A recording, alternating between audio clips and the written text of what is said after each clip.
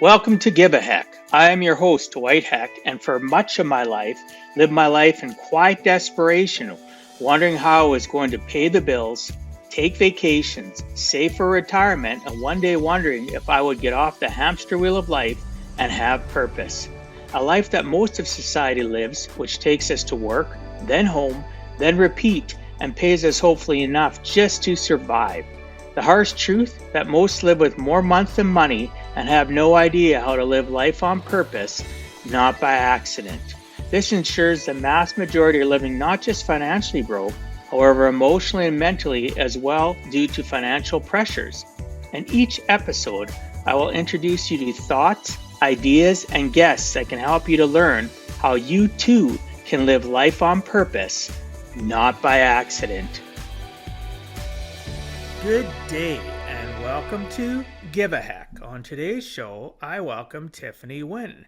Tiffany is a spiritual life coach who helps busy professionals and sensitive high achievers reconnect with their truths and life authentically. She combines practicality and spiritual wisdom to guide people towards clarity and confidence in who they are, leading them to inner peace and happiness. With her analytical brain and her intuitive tarot reading skill, Tiffany brings a unique approach to one's self-transformation journey. Tiffany immigrated to the U.S. when she was 16 and quickly learned the harsh reality of being alone in a foreign country. She faced her greatest fear, loneliness. As the years went by, she grew tired of the chasing the next thing and feeling lost and decided to look within. Tiffany created the Happiness Blueprint to illustrate how people can build a fulfilling life for themselves. I'd like to welcome you to the show, Tiffany. Thanks so much for agreeing to come on and share with us some of your life journey. Thank you, Doc, for having me here today. You're welcome. I'm looking forward to this conversation. So, Tiffany, one of the things I focus on my podcast is the person's origin story. Right from your earliest recollections from when you were a little kid all the way up to where you are now, because we're a culmination of our childhood all the way to where we are and all the little things and nuances that happen along the way. So feel free to share whatever you would like and take as long as you would like. So if you could do me a favor, share your origin story again from your childhood to adulthood to lead you to where you are currently. Sure. So I was born and raised in Vietnam, and I feel like more and more as I get older is actually a privilege to grow up in Vietnam. It's just a very spiritual country. Um, so I grew up, and we it was at the time where I was like the last generation, kind of in between, where no internet and then going to internet. So it's you can experience life at a very different pace and with different perspective before and after. And it was also my parent generation was the one that go through the Vietnam War. So we're dealing with most of the aftermath. And then I was born like right when the US lift the sanctions on Vietnamese economy. So that has a lot of change in the economy, and that affect a lot of life circumstance too. But I wasn't a lot aware of it because I was a kid. But that's just for the setting. Um, so I grew up, and so almost like it's like almost like poverty. It's like the common ground of most people back then during my time when I grew up, and so everybody building up the economy. So people focus a lot on education, even until today. Education is one of the most focused, and it's like number one people focus on for their children, and it becomes something that very highly pressurized. Um, so for me, over when I grew up in school, I entered to like a lot of like uh, vigorous school schedule. So after school, I'm gonna go to a lot of tutoring and just study all the time. And by fifth grade, I just have no playtime. So there's kind of like no playful childhood there. But it's actually good. So there's a lot of bonding with friends at school. So it's fine. I don't know anything better. So a lot of competition, a lot of pressure from not only from your peer, but from your school, from your family, all of that. So already like high achieving, um, getting used to the performance culture since early on.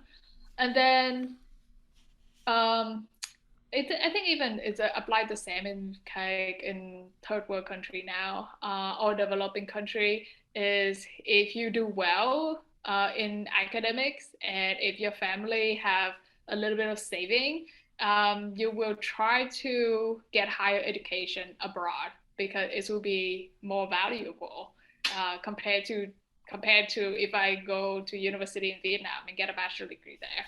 So during my whole childhood and education, it was geared toward traveling abroad. So I already got that idea in my head. So it wasn't like I got struck with an inspiration one day to go to the US to study. So I was always brought up to go study abroad.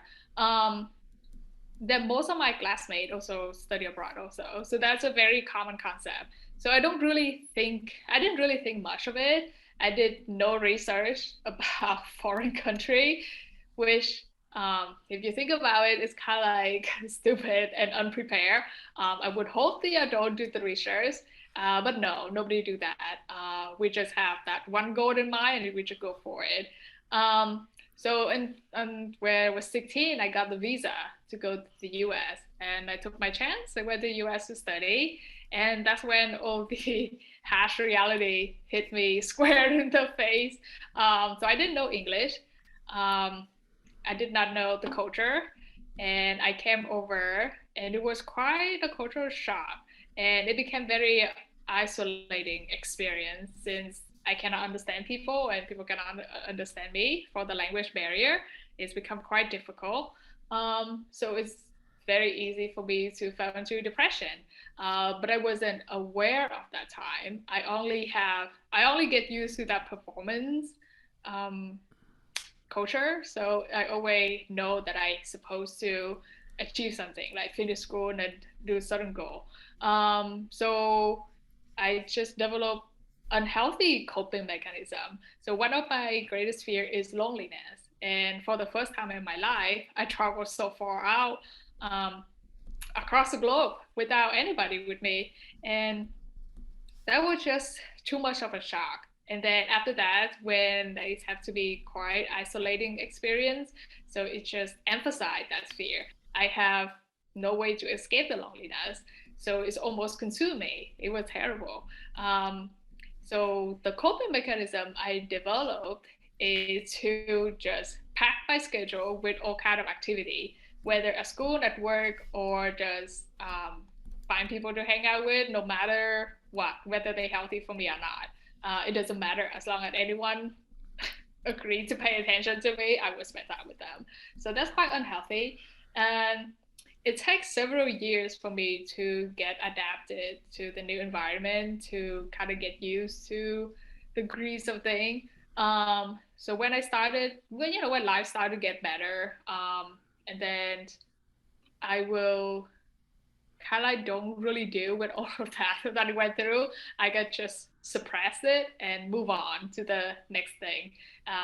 So I just continue on to move on. So I moved to Florida to pursue my doctorate degree and continue to checking off the box of all the things that I think that I'm supposed to do. Do good in school and try to get a good career and try to get into a stable relationship. So by the time that I became aware of my misery, I was already have all of my boxes checked. I was pursuing my doctorate degree. I working as a job, and I was also engaged. So everything would take off, and I was just miserable, and I had no idea why. And it was almost like a denial until someday the dissatisfaction gets a lot and I wasn't sure if I can go on like that anymore.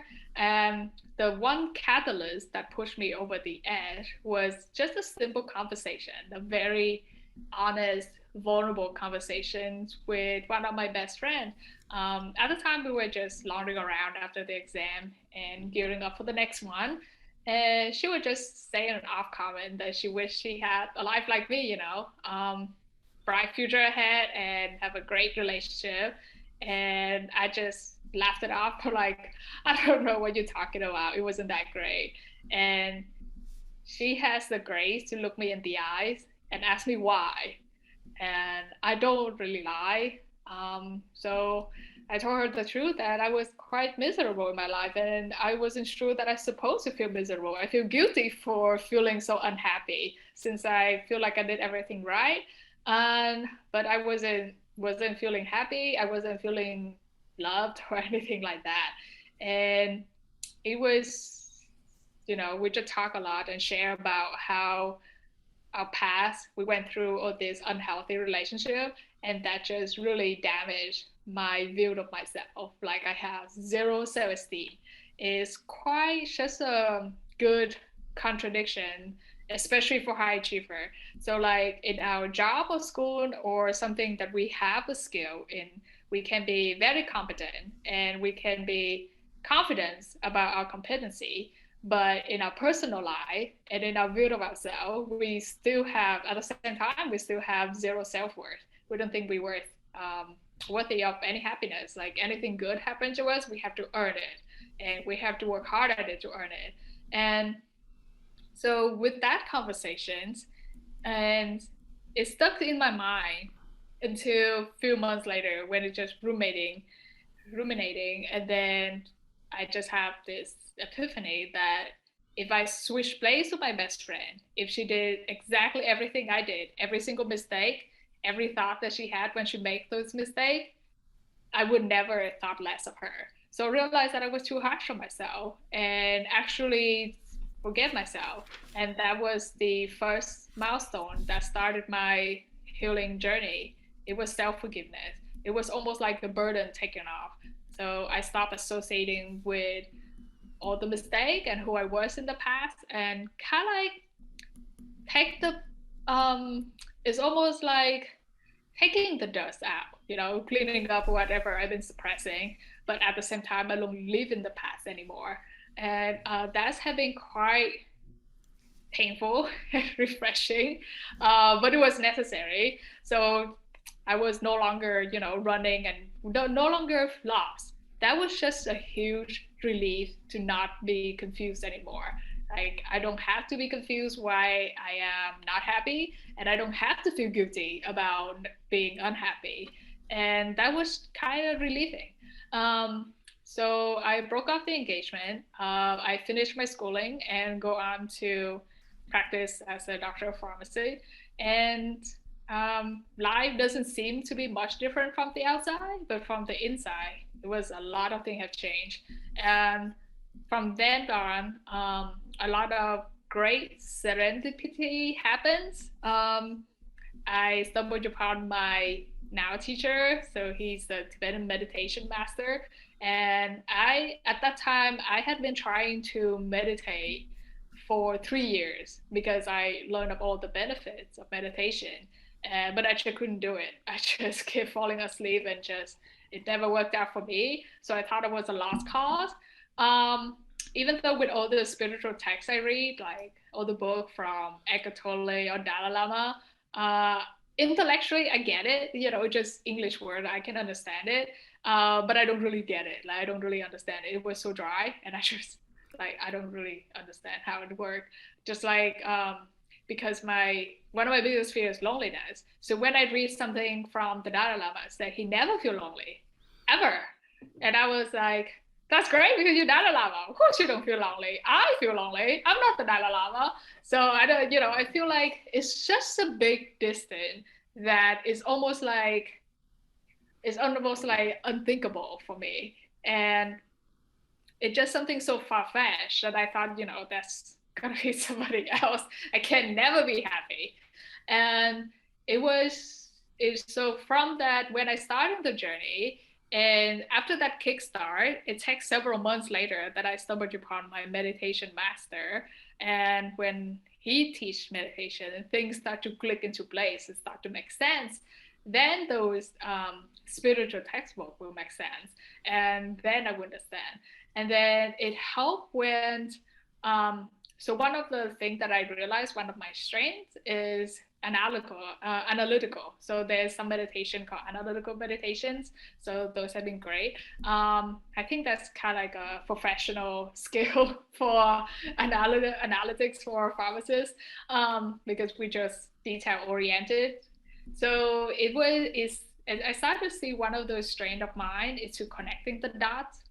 So if I can see the pattern, like see where it originated from, it's easier to fix it. Like if you kind of know why you're behaving this way, it's easier to change when just doing, just try to force a change on yourself. So that's why when I talk with friends and colleagues, then let's say they tell me a situation and tell me all that because I very close with them. I know how they feel about it, and I know what they feel about it and why they talk that way. And I pointed it out for them, and it has just been even just a small change. It can change their whole perspective. And once they change how they see things, their behavior change, their judgment to change, and from that on, when the action change, so their whole life changed from that one. So I realized that I can really help people for that. um, so I started doing that, but it wasn't anything serious. It was until a few years later on, there was a lot of drama in my life at that time. The job was very stressful, and on top of that, my family life is also very dramatic. There's a lot of fight, there's a lot of chaos. But even during that time, that's when I started to recognize the fruit of all of these work that I've been doing, all the spiritual work. When all the chaos going outside, um, I there was still this groundedness that if I want to, I can always get in touch with it. Like I can always become center again. So it doesn't feel like I losing my roots, or it doesn't feel like, I'm just go wherever the storm blow.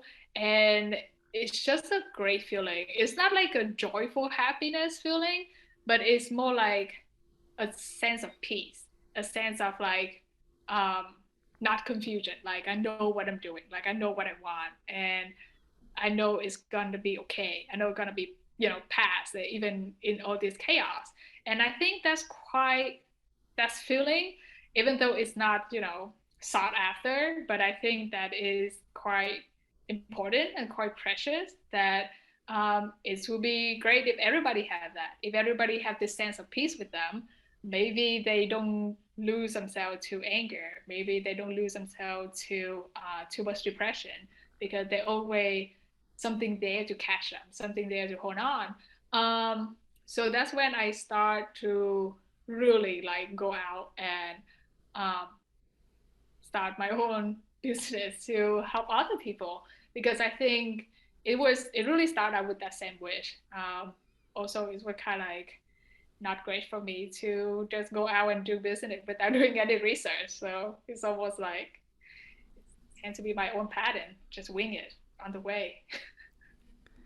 You have an amazing origin though, from going through what you did to coming to the U.S. at 16 years of age, by yourself, and just like you said, the harsh reality, no English, you didn't understand the culture. It would put most people into a depression. Plus, I believe though you would have been also suffering from anxiety too, because anxiety, like listeners understand, anxiety is usually you're worried about what's going to happen later on in your day, later on in your life.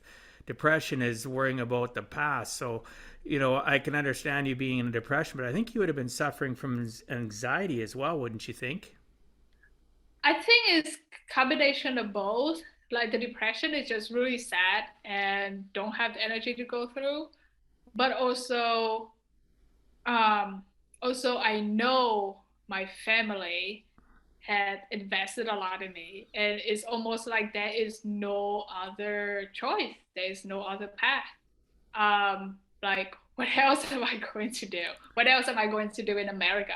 without language, without money, without connection. What So else you am had I? lots of pressure on you, and especially Yeah, at so I think such a young age by yourself.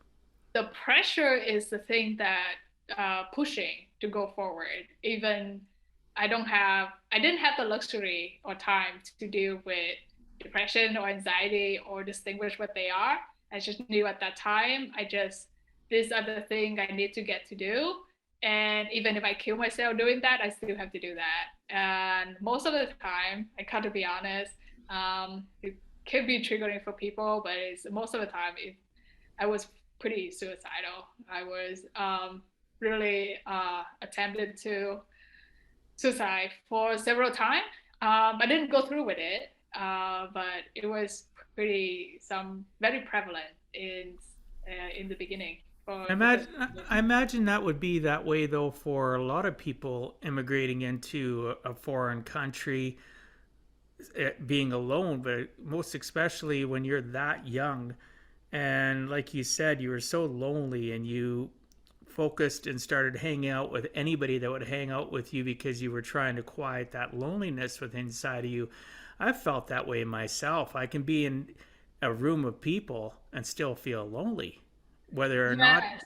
whether or not there's a lot of people or not doesn't mean you're not still lonely. So you were trying to put a band-aid on that loneliness, and you know, may have been temporary, but it was really unsuccessful when you look at it long term. What you're saying, especially if you contemplated and thought about suicide, I think a lot of people have in their life if they're honest with themselves, and a lot of times it has to do with the fact that we don't know where to turn, we don't have the proper guidance and associations in our lives to make it so that we feel grounded.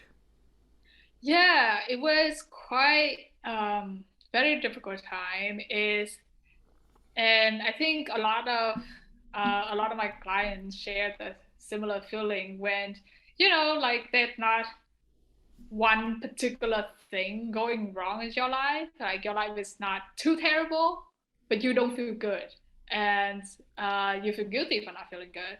And also, um, this is like the very similar feeling where I said a lot of time I just wish a truck would just hit me off the Mm-hmm. traffic. Like so like I said, so much pressure, like I didn't have the gut to just take me out one of those days, but I just wish like a truck would just hit me and take me out of my misery.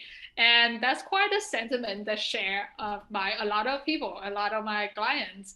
And it's so sad that we feel that way.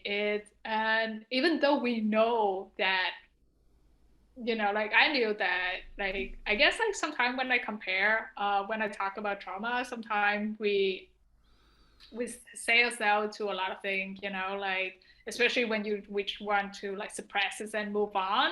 We're like, okay, you know what, thing maybe not that bad, like I'm not homeless on the street, or maybe I'm not going through a lot of like domestic abuse or like something even more severe. I did not suffer that, but I still feel very miserable. And it was just like it's almost like a bucket of crap. And you always compare to like, okay, maybe my life wasn't that bad, but I also cannot see any beauty, and I just really wish something would just happen take me out of the equation. It's almost like I just want my choice to be taken away. It's like to be forced into something. And I just wish life happened for me, like to me. And that was just not a great position to be in your life. And it also is coming to great direct struggle when I think when anybody that is a high achiever, we have this kind of controlling streak in our personality. Like we want to control a lot of in our life as much as possible. We want to know if we do this, we will achieve this at a certain time frame, and something very predictable. And but also when we're miserable, we have this kind of conflict that we wish that something would just happen to just force us to take our focus off of misery, whether an accident or whatever. But also at the same time, we continuously in our own life, in our career, we still have this drive to just try to control everything, try to make everything work. And that just that just put a strain on ourselves. Like we never be free to do anything. We can't see the beauty of life to appreciate it. We cannot enjoy anything that takes the joy out of everything. But a lot of what you're talking about, though, is society. Like you mentioned, that you had all the boxes ticked off in your life, and you were engaged, and you were going through all this stuff. You weren't happy, and you talk about high achievers. I don't even think it's just high achievers. There's lots of people that think they have it all, but really they're living the facade of life. They're living what other people's expectations are. So even you, as young as 16, moving to the U.S., you had expectations on yourself, pressure because you didn't want to let your parents down. Then it got to a point where you were achieving things, but then you still were lonely because of the fact that society, it doesn't matter where you come from, whether it's Vietnam or the US or Canada where I live, people have such high expectations of ourselves, so we start living the life we think they want us to live, right? So we don't want to displease others, we stop pleasing ourselves, and then it's really easy to feel lonely, depressed, anxious. So, good for you that you got to a point where you've you realize you want to help others so they don't have to go through the same hamster wheel of life, that they don't have to feel lonely, depressed. They don't have to feel suicidal. For everybody, it's different, obviously, how long it's going to take. But Exactly. you eventually come to that realization, like something's not right on the outside. And I think that biggest thing for you is when your friend said to you, "I wish I had your life." That must have been a huge aha moment for you, and in order for you to push It forward. was, yeah, it was kind of surprising because with my, inner circle, I'm kind of open book. Like I'm a very blunt person, so I don't really like hide things. But I think we run away from ourselves, especially from difficult emotions. At least we try to. We can never outrun ourselves, but we try No. to. We don't like to deal with a lot of our difficult emotions, so a lot of time we try to be in denial because it's just easier. Um, and I think it's really a combination of factor when in I think in school we or when we grow up, like everybody know that when you ask it, like let's say right now when you ask a kid and what do you want to be in the future, and almost every single one of them will answer a certain type of profession, will be teacher or whoever, but nobody said they want to be happy, they want to be kind and anything like that. So we don't really define that for ourselves. We don't really look into it. We don't really learn about emotions, how to deal with difficult emotions, how to deal with life challenges, how to develop resilience in a healthy way. And we just assume things. And we even our parents don't teach us that. We just kind of like learned it on our own. Um, and I guess it's like the one thing that's similar to all human beings, like we all want, like we all want to have a meaningful life, we all want to have love, we all want to feel love and have a do something that's meaningful, like we all want that. But yes, those are common goal, but also not specific enough to individual. So we growing up, we just have this box and we just blindly, we don't really define for us what is meaningful to us. What does it mean for us to feel love? What does it mean for us to feel happy? We just, look around and see what everybody else doing, and we don't know because we never really sit down and have a one-on-one personal conversation. We don't even have that kind of conversation with our parents or our mentor. We don't really ask our parents, so what make you happy? We don't really ask that. We don't really ask them what make them, what do they think that make them their life meaningful.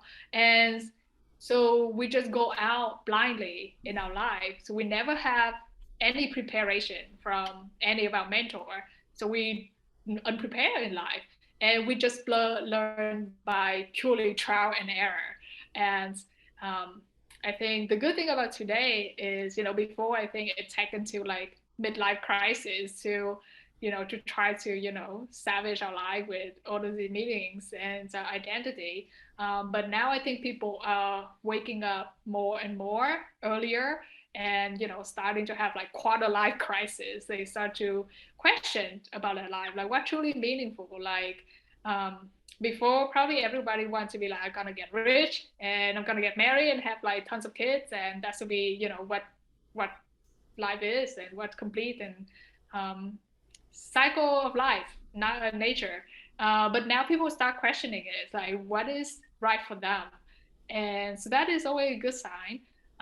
But yeah, I think it's just really a combination. We just go out blindly. And so, just like with any skill, we spend a lot of our time to learn knowledge and to learn a professional skill.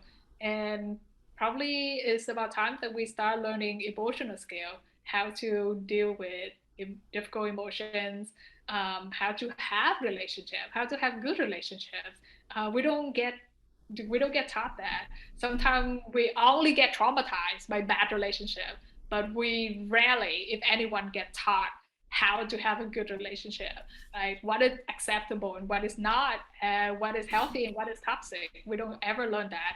We just learned it by very hard lessons, and always is a very high personal price to pay, and that's unfortunate. If Yeah. we just don't have, I think if we take a more proactive stance and go understand ourselves more and develop this side of us, like I think I've given some talk before regarding how essential spiritual life to us.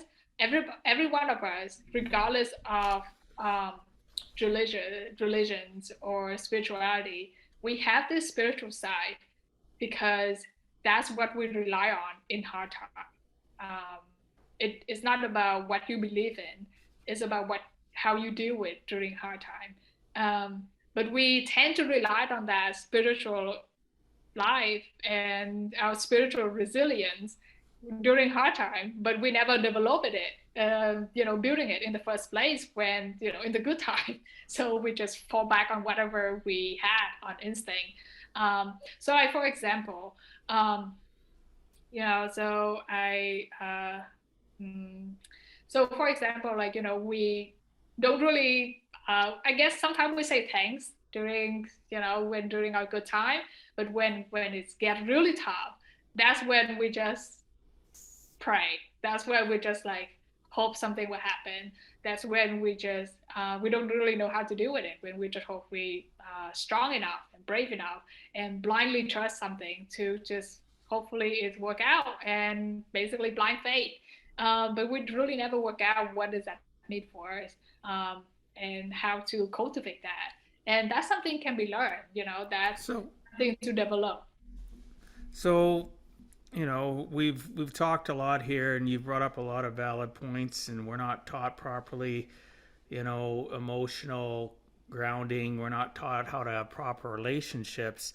So, can you tell me some of the practical and spiritual teachings you use, and how they tie together to help individuals find inner peace and happiness? So the way I work with people is I go find their story, like find their patterns. So all of us have certain thought patterns or belief, and almost all of us, they got shaped where during childhood. So when we brought up, we were a sponge, just soak up any kind of knowledge, consciously and unconsciously. Whatever we see in the society and in our family, that's what we take is as truth. We just take it as truth, and then we didn't realize that we take it as truth, but we do. Just like when we take into account, um, like for me, for example, before when I grew up, I just take into the truth, like, okay, when I grew up, I definitely have to get married. I definitely have to have children. We just take it like a nature, the truth. And we never really stopped to critical think about it, because during that time when we were a kid, we just trust everything we see, and we just take everything as like this is the rule of the world and this is how the world works, and we base our belief on top of that. So anything about personal experience later on from that, we just build on top of that one, and then we make judgment on top of that.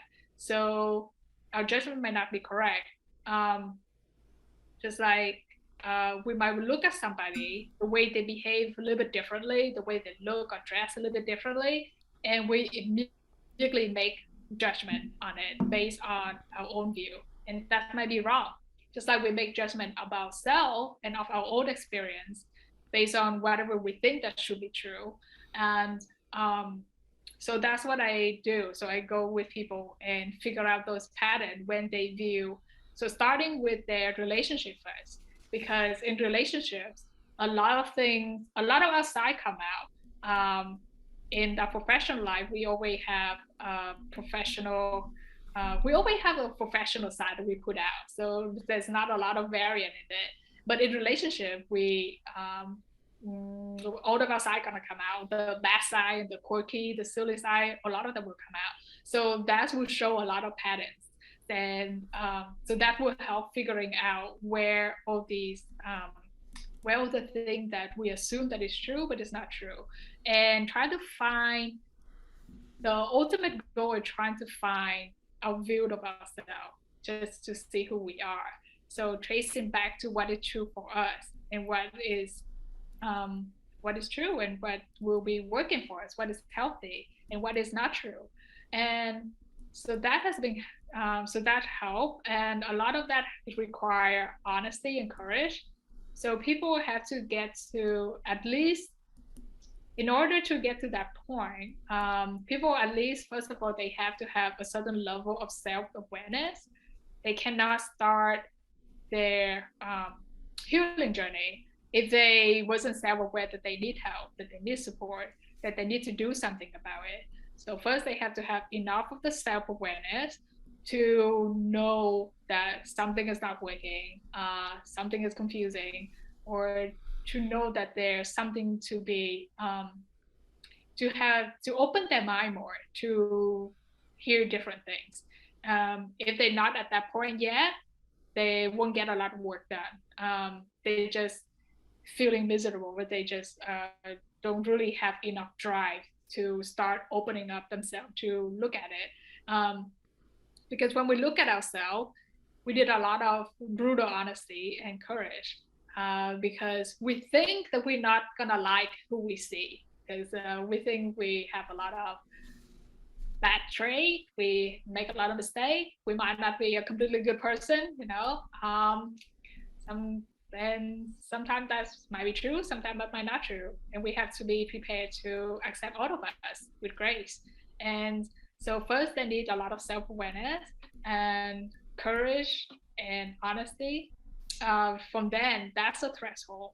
Then they can do practice, like actual practice. So awareness is something that they have to maintain for the rest of their life. So mostly I encourage all of my clients to have a mindfulness practice. That doesn't mean that they have to have meditation, but any practice that makes them mindful. It could be a walk, it could be writing. Some people have a breather in the shower, they can do mindful there. Whatever mindfulness practice is when take them back to the present, whether it's any practice, but they should have some kind of mindfulness practice for ideally daily, otherwise a few times a week for the rest of their life, just to maintain and developing that awareness. And then most people, either they talk it out to themselves or they write it. And is because when you write or when you talk is hard because unless you record it and re-listen to yourself. But mostly when you write, um, you will enter into this flow and you don't really stop and think about what you should say. You just let it out on the paper. So there's have to be a lot of reflection and introspection, and that's how people going on this route is always gonna go that route. Um, so a lot of people are gonna do a lot of other practice like EFT, something like that, like emotional tapping, energy healing and stuff. But for me, I mostly focus on mostly writing or talking to me, and then awareness is like one of the most important practice. That's the most essential. Without awareness, there cannot be anything else. So, After that, gonna be reflection. so is it possible to trigger somebody to be self-aware? Because we all know that self-awareness is important in anything in order for people to move forward, baby steps, running, whatever the case may be. But Mm-hmm. that's a common theme. Everybody says, well, in order for you to change, people have to want it. Just like somebody that's an addict has to be aware that they're an addict. So somebody that's stuck needs to be realizing they're stuck. Have you found there's any way that you can help people so that they can realize that they're not aware of So their circumstances? sometimes, yes. So a lot of time people get to that point. Um, Sometimes people know, but they just don't want to admit it. So they're still in denial. So they're aware of it, but they just don't want to admit it. Um, and sometimes when they get to that point, when you said that, like they just suddenly become aware, it usually that's not the point that they become aware. That's the point that they admit it. They no longer in denial. And that typically what I've seen is something trigger it. Either a conversation with somebody that they respect, somebody they're close with, somebody that means a lot to them, or um, or an unfortunate event, or had to be like uh, sometime in my pharmacy work, I would see a loved one die, a friend die, or a divorce, or something pretty dramatic in their life, like a life event that triggered it. Um, and then they will, like they will admit it. They will like, yeah, okay, I have a problem. But the next step, which is also very important, a little bit less important, but still very important, is whether they gonna decide to do anything about it. Sometimes people are aware enough, they admit that they have a problem, but they don't want to do anything about it. And there is no way anybody can help that. Just like when I counsel people on smoking cessation to stop smoking, no matter, like everybody knows smoking is bad at this point. Everybody know, including smokers, and everybody know it's bad for them. They know it's bad for other people around them that inhaling the smoke. Everybody know that, but they just don't have the drive enough to do it. They have to get to the point that they have the decision and then have the commitment to go through with it. It doesn't mean that they're gonna be success, they're gonna be, succeeded in overnight. It doesn't work like that. It's gonna be a lot of up and down. That's why, when you go through, there's a lot of relapse. There's a lot of it doesn't mean like when you go on this spiritual journey, something magical gonna happen and you never get triggered again. You're still gonna get triggered with like a lot of the same thing that triggered you before. You still get like a trigger, but the difference is you recognize it so much faster and you deal with it in a much more healthier way. Let's say for myself, I know that I don't have a lot of patience. Um, so when something happened, especially when hangry, when I'm hungry, it's so much easier to get angry, and I know that about myself. And I still get triggered by it. Like I still get impatient. I would still snap at people. Um, but the difference is it recognizes so much faster. Like I know that I'm gonna get triggered by it. I will make a different choice. Like even though I snap at people, I'll be like, yeah, I think I'm angry, but like we do things differently once we're aware of it. We don't just become oblivious and ignore it. And so it's all really come down to whether you have enough awareness and whether you make that decision to do change and you have enough determination and courage to follow it. But ultimately, you don't really have a choice whether you have enough courage to change and stick with the change, or you stay in the same place, same pattern. It will keep repeating. Life gonna Well, it'll be stay in the miserable. same pattern if you don't change your associations and what you're doing and who you hang out with. You mentioned that earlier. I coach in that all the time. If you agree and that you want to get help, you become self aware, you need to do so much more than just the steps that you take them through or I take people through to help them heal. They need to get the things out of their life that were a catalyst to making them stuck, and that is, I They find, have to really take action. tough. Yeah, Yes, they they have have to to take do action. action. Take a Absolutely. lot of action. So it's like when I work with my client and went, okay, this relationship is obviously bad for you, or something like that. They need to have the gut to at least plan and um, have an exit plan to Yeah. eventually, to stop and do something about it. Like don't Oh, just learn about it and leave it at knowledge. You actually well, have to do something about it. you're going to fall back into the same patterns if you don't have pattern interrupts where you change your associations. Mentorship and coaching, such as by yourself or myself, is important, because now when you feel yourself slipping back into old addictive personality traits that you have, or it might even be addiction to chemicals or alcohol or whatever the case may be, in order to stay break free from that. That's why they have things like AA for alcoholics, or Exactly. is to help so you can be around people that are wanting to change, wanting to level up, or already have leveled up, or continuing to grow, like you said. Even though, like I wrote down, even though you have realization, it doesn't mean you're not going to be triggered. You're not going to be, you just realize that, for your example of being hangry, you're just going to make sure you eat. So that's great. One of the things I wanted to discuss with you, though, was I was reading that you believe a breakup is a great opportunity for personal growth. Can you tell me why you feel that way? So it's similar to like a life event trigger. So a breakup is considered a life event that can trigger you to open your eyes to the things that you haven't seen before. Like I said, a lot of people can be in denial of whether things are not working out, or things can be quite terrible, and they just be in denial. Um, Breakup is a great event to trigger because it's painful. No matter who initiated, it's quite painful. And pain is a good trigger because we rarely be in denial of pain. And when the pain of breakup, it typically is so great that we cannot be in denial that it's over.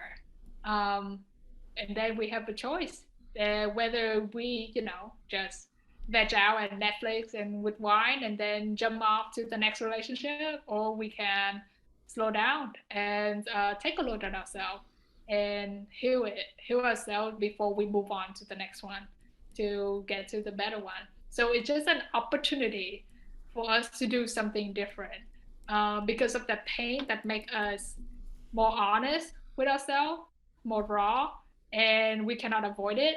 And and that is where we can use our courage to whether we choose to just let's get over this breakup as fast as possible and move on to the next one, or we actually slow down and figure out what's wrong and learn ourselves again.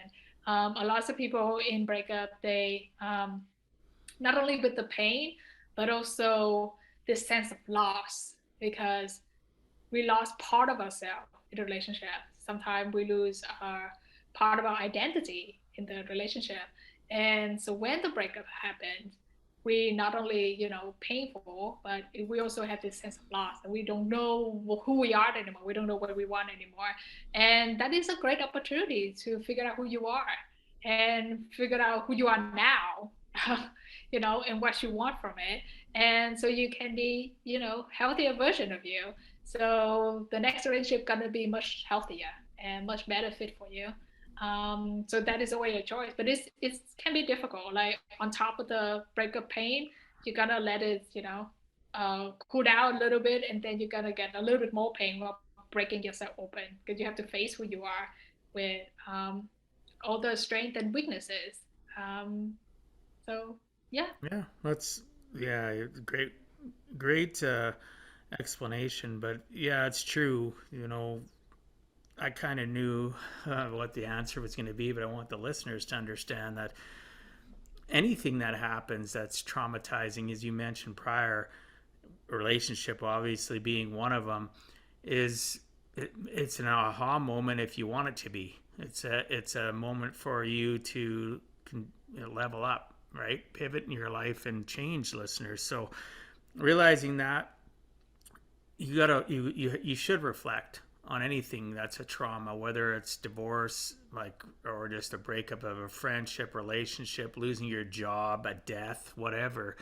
Reflection is key for us to grow and realize that we weren't happy where we were at, possibly. So a death doesn't necessarily mean that that person that passed away was your problem, but it might be an emotional trigger for you to realize that you're not happy at in your life, right? Maybe you are worried about whatever the Yes. case may be. The thing with death is very tricky, because you're dealing with grief and depend on the relationship with the one that passed away. First, you have to deal with grief in the beginning first. And then there can be a lot of conflicting emotion come up. Some people feel relief that's that they die, that that person died or something, and sometimes they feel a lot of regret. And um, It's a roller basically, coaster. yeah, it's a roller coaster. Yeah. And yes, it's part of grief, but it's also a window to ask ourselves why and how did it happen and what can we learn from it. Because if we don't know what we can learn from it, somewhere in some aspect of our life, that same pattern is repeating or it's waiting to be repeated again. So Yeah, well, that's a fair statement because so many people, but you also said people fall back into addictive situations that you can still be triggered, but it all focuses and goes back to self-awareness. We always have to be yeah, aware of our present state of where our brain is at, what we're thinking, what our emotions are at, the people we're surrounded, the environment where we're in could be the trigger. So I appreciate you saying that. One of the things I'd like to know, though, is what do you feel are the key ingredients that one must look for when seeking out the right spiritual mentor or teacher? so there are two things that people should look out for. First is authenticity. Um, for looking out for spiritual teacher, and sometimes it can be hard to see whether someone is authentic or not. Sometimes you have to follow them quite some time to see if they have that kind of integrity to act the way they say everywhere. Or so that's it's important, but sometimes it's hard to judge. The second one is also most important, is resonance. It's like similar to how we have several math teacher in our schooling, and we like one of them above all the rest. That because how the way they teach us or what they teach us, it's the same thing, but it makes sense to us. So we have to find somebody that the way they teach it makes sense to us, and if we can understand it, then we can apply it in our life. If we kind of like like we hear it, but we don't really get it, then it's useless. So it's useless. So that's how you're gonna find the right mentor. First, they have to be authentic. And then second, they have to resonate with you. It doesn't matter if you have to go find someone like very famous, because unlikely that you'll be able to work with them. But it's just about somebody that you can understand how they say, like what they say makes sense, even though like you heard of it before, but it doesn't quite clicking for you. And the way that person explain it, the way that person say it, make it click for you. That's the right person to work with. That's that's great. I love your answer to that. Being authentic and resonating with a person is that way for not even just mentors or teachers, listeners. That's even for a relationship. You got to be able to believe the person you're going to be with, whether it can just be a friend. It doesn't have to be an intimate relationship. It can be a work relationship. It can be a personal relationship. Yeah, we You got all to know you got about the connection that we made, but yeah. for teacher it's easier because we just it's clearly we whether we understand them or not what they say. It doesn't mean that we have this kind of emotional chemistry connection Yeah, that is exactly. quite different with friend and coworker. But We but have it this but working style that we understand. Yeah, but yeah, it's very there similar. there's yes, I agree. There's differences, but there's more similarities Yeah, definitely. than people realize. Because when you're finding a mentor or a teacher, yes, you're right. It doesn't have to be a chemistry, but guess what? Even having a because I mentor lots of people. I have mentors myself. I belong to many masterminds, and the masterminds I'm most successful in, or the people I coach, are when we do have a chemistry. We like each other's presence, whether it's over a video call or we're face to face. There's a yin and yang. There's a chemistry that I feel for that person. I feel comfortable teaching them, or if I'm being taught by others, I feel comfortable with them. So, but I do appreciate that because to me, being authentic and resonating with people is so important. But yes, you're right. When it comes to spiritual mentor or teacher, you're hiring them, and it's not going to be the same as if you're having a relationship with somebody that's intimate or a friend. I do want the listeners to understand there is a difference, but there is the commonality of being authentic and resonating with that person no matter what it is in life. At least in my opinion, I believe that to be. So Tiffany, the time frame for someone to achieve results is different for everyone. What are the key inner workings that allow some to see quicker results and achieve peace sooner than others? So that is quite a loaded question because it's really different. It depends on quite several factors.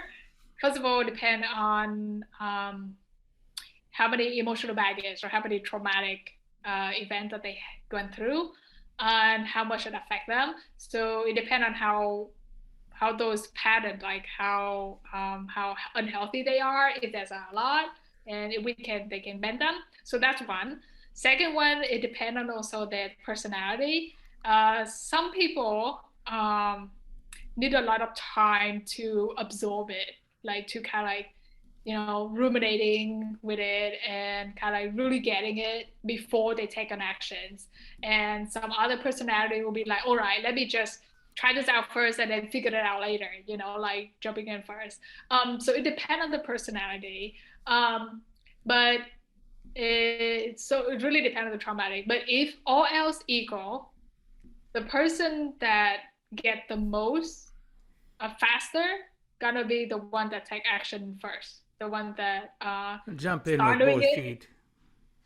Jump in Yeah, with both jumping feet. in both feet and start doing it. Sometimes understanding come a little bit later. Well, the clarity come from the action. Like sometimes you have to do something, and then one day, like, oh yeah, now I get it.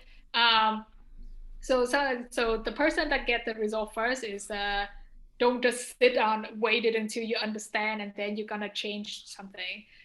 Something that gonna might take too long. That might take a long time. But depend on your trauma. Depend on the type of trauma you have. Some people have the trauma of being pushed to do all the time. Then their challenge is to sit back and wait and then do it. So it depends on the trauma a lot of time. But most of the time is somebody just the sooner you can take action, the sooner you can see result.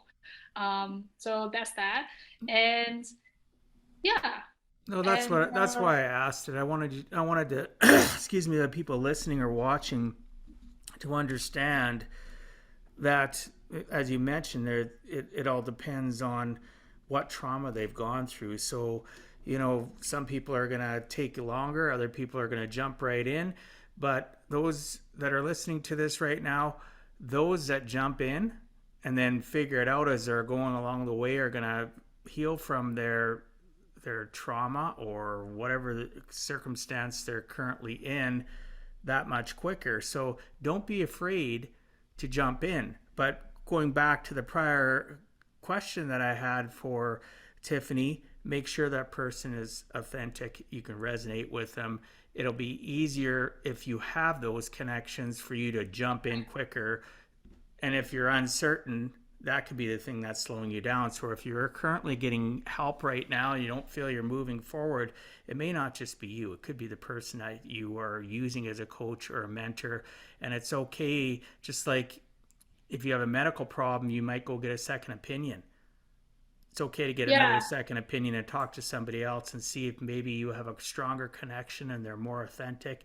Thus, they can help you be that person that jumps in and learns the process as they go through it instead of sitting back and being emotionally um, hindered and unable to move forward. Yes. External support really help. Like everybody have to take this healing journey by themselves. Like nobody can walk it for them. They have to do it themselves. But it will accelerate the healing process. It's just really it's be very helpful if they have support. And the support is basically people that they trust. So people make a lot of progress if they have supportive circle around them, if they have family and friends that are supportive and not too toxic. I have some clients like when they go through the journey, they lost a lot of friendship and a lot of relationship around them because they were too toxic. So it can be painful. A lot of the spiritual healing journey can be painful. Um, so if you get to the point that you're strong enough to stick through it, and then yeah, but the external support really help. So that's why it's very important if you can have support around you with a friend of support, hold you a little bit accountable, and if you have a mentor or coach, that will also help accelerate a lot of things because the mentor or coach they been there and they know the answer, they hand it to you so you don't have to do a lot of like legwork, a lot of digging and going to the wrong path before, a lot of trial and error before you figure it out. So you got that. So have to be someone that you trust enough to go for it. When you resonate with them, then you gotta trust them on their wisdom and go for it. Because I see that in both medical and in coaching. Uh, you resonate with them, but it doesn't help if you question every single thing. Because it's good to have critical thinking, that is important, very essential. But if you question every little thing and don't do it, then you are putting off a lot of progress and you're not making you're delaying a lot of progress. Well, easy to uh, slip back into, it's easy to yeah, slip back on that hamster wheel of life and go back yeah, to your very addictive easy to make tendencies. those very easy to make up those excuses. Exactly. Well, we've all, we're going to work on ourselves till the day we pass away and take our last breath. But some of the things that you've mentioned, though, is it's okay. We're still going to get triggered. It's just that we're going to realize it sooner. We're going to have different things that we can use to change our state. Such as changing our associations of people we hang out to with, the things we listen to, the environments we hang out to are important as well. But you bring up so many valid points, so I really appreciate everything that you've had to say. So, Tiffany, if you had to give our listeners one last closing message, what would you tell them in regards to giving a heck and never giving up? I would say you can never outrun yourself, so might as well start now. Have courage to be brutally honest with yourself and be curious. You don't know what you're gonna find out. You are always amazing, more amazing than you think you are. So be curious and figure it out. And good luck. That's awesome. That's a great closing message. Thank you so much. So our time is almost up, and I want to respect our listeners and your time. However, before we end, can you please tell the listeners what is the best way to reach you? The best way to reach me is through my website, spunkyspiritualist.com. And they can download a free guide on there for 7 steps to move on. When things don't work out, that's sometimes helpful. And I also have a blog on there, and I have this anonymous ask box that people can submit their question anonymously. And I sometimes pick randomly to answer it on the blog. So that's one of the best ways to reach me is through my website with all the information on there. Fantastic. I'll make sure it's in the show notes. Listeners, you can access the show notes at giveaheck.com. /podcast, and you'll be able to find the links and information about Tiffany and the show. So thanks so much for being on Give a Heck, Tiffany. I appreciate your time and sharing some of your experiences so that others too can learn it is never too late to give a heck.